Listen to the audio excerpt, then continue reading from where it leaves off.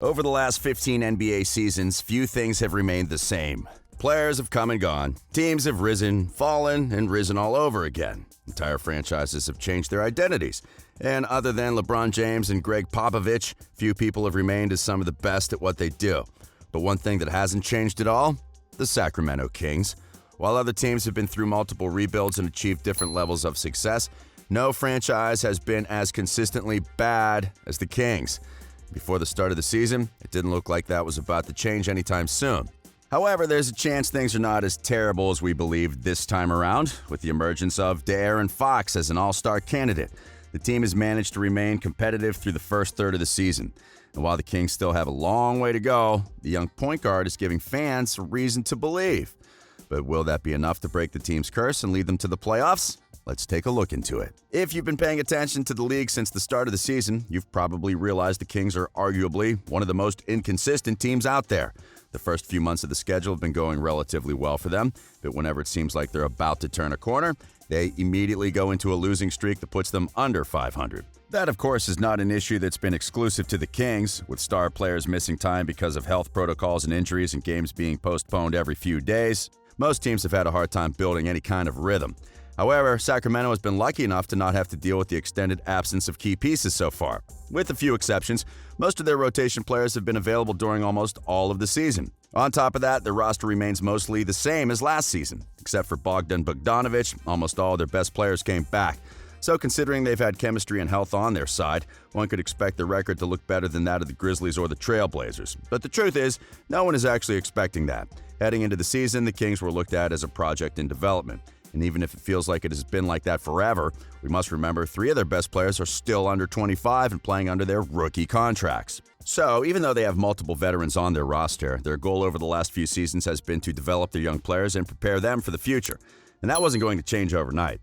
However, even amid their struggles, there have been reasons to be optimistic about the future in Sacramento, and the best among them has been the emergence of De'Aaron Fox as an all-star candidate. Since the moment the Kings selected him in the 2017 draft, Fox was expected to become one of their building blocks for the future. And while his career didn't have the kind of start that would make people dream about the future, it didn't take him long to find his place in the league. After a somewhat disappointing rookie season, he managed to bounce back in year 2 and prove to everyone he was capable of leading a team and had the potential to become a star point guard. But even then, it wasn't that clear what kind of player he would become. His speed and athleticism quickly became elements that differentiated him from other point guards in the league, but his size and build raised some concerns regarding his ability to finish plays and his durability. His low shooting percentages from deep and the free throw line also drew criticism at first, and since his scoring was relatively low, most people assumed he would become a pass-first point guard. That made a lot of sense for the Kings, given they were putting together a group of players like Buddy Hield and Marvin Bagley who were at their best playing off the ball. However, it didn't take long for the team to realize Fox could do much more than just pass the ball. By his second season, he was already producing 30-point triple-doubles while also increasing his averages in every major category. His shooting percentages improved, and as the game started to slow down for him, he became a better playmaker. He also became more aggressive with the ball in his hands. And while he didn't become an elite scorer, he made steady improvements to the point where he became just as good at creating a shot for himself as making plays for his teammates. So as the seasons have gone by, it's become increasingly evident Fox has turned into the Kings' best player. And the numbers show it. Despite being just 23 and playing with Hield and Harrison Barnes, the point guard is currently leading the team in points, steals, and assists per game, while also shooting the ball efficiently from three-point range. More often than not, he's making the right plays on both ends of the court. However, he's also capable of taking matters into his own hands if the situation requires it.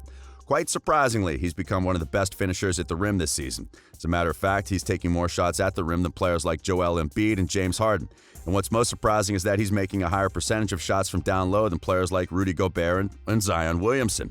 But his ability to finish at the rim is probably not even the best part about his game this season, nor the most meaningful one.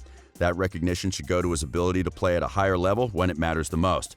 On more than a few occasions, Fox has had to raise his game to help the Kings escape from a close game with a win. And while he may not receive as much recognition as Damian Lillard, his numbers are close to the All-NBA point guard. Currently, he's second in the league in scoring in clutch situations, right behind Lillard. His average of 4.5 points in those moments puts him in front of some of the league's brightest stars, and his total points trail only Dame and the Bulls' Zach LaVine. His ability has been a pleasant surprise for the team, and probably one that's helped their record look a lot better than it should. After all, the Kings are one of only 2 teams to have just a single victory that wasn't within 5 points in the final 5 minutes of the game. That means that 11 of their 12 wins have each come following clutch situations. And while many of their losses have also come in similar conditions, their record could look a lot worse if it wasn't for Fox's heroics late into games.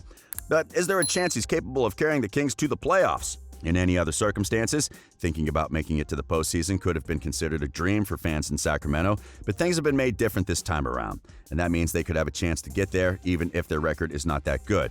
As a matter of fact, considering the first 8 teams in the West currently have a winning record, making it to the 8th seed would already be challenging for the team. However, thanks to the play-in tournament, teams finishing within the top 10 in each conference will get an additional opportunity to get a playoff spot. And that's likely music to the Kings' ears. As things are currently standing, they're one of 6 teams trying to get the final 2 spots to participate in the play-in. Those teams are separated by only 3 games from each other, and each of them has shown the ability to go into extended winning streaks when we least expect it. In other words, we should expect the run for those spots to remain very tight as the season progresses. And if Sacramento wants to beat the competition, they'll have to play better than they're currently doing. That may seem like a long shot considering their history over the last couple of decades, and even more so if we take a look at their latest losing streak. But we must also take into consideration they had a 7-1 stretch before the losing streak began. That stretch included wins over some quality teams like the Clippers and Nuggets, and they also managed to play better on both ends of the floor during that period. So while it remains unlikely they'll be able to beat most of the good teams, they still have what it takes to put up a fight when they're locked in. And that can also help them get wins against other teams with poor records. Will that be enough to get a playoff spot in the West? Probably not. Even in a season where a few teams have been playing below expectations, the West remains by far the strongest conference, and that means it may take more than a young star and an average team to make it to the postseason. Still, the fact they have a player worthy of receiving All-Star consideration could be considered a success for the team. After all, they haven't had a player like that since DeMarcus Cousins. And while the center was undoubtedly one of the best players in the league at the time, his leadership was questionable. That's not the case with Fox. Even though he still hasn't reached his full potential, he's already shown the qualities of a leader. He's capable of taking over when games are on the line, and despite his immense talent, he's also level-headed. On top of that, he's developed great chemistry with Tyrese Halliburton and Hield. So if the Kings manage to put the right pieces around them, it could be only a matter of time before they start to be taken more seriously. But for the time being, they may have to settle for another year without making the playoffs. Still, that doesn't mean their season will be a failure. In fact, by having Fox playing at such a high level, they may already have enough reasons to consider themselves successful. After all, just a few years ago, it wasn't clear if he'd be able to live up to the expectations. But now it looks like he may even be capable of exceeding them. And if that's the case, it will be up to the team to surround him with the pieces that help him make it to the postseason sooner rather than later. But now, do you think the Kings may still be able to make it to the playoffs? Or is it inevitable for them to tie the record for the longest drought in league history? Let us know in the comments. We hope you've enjoyed today's video, and if you did, remember to like it and subscribe to our channel for more NBA content. We are Courtside.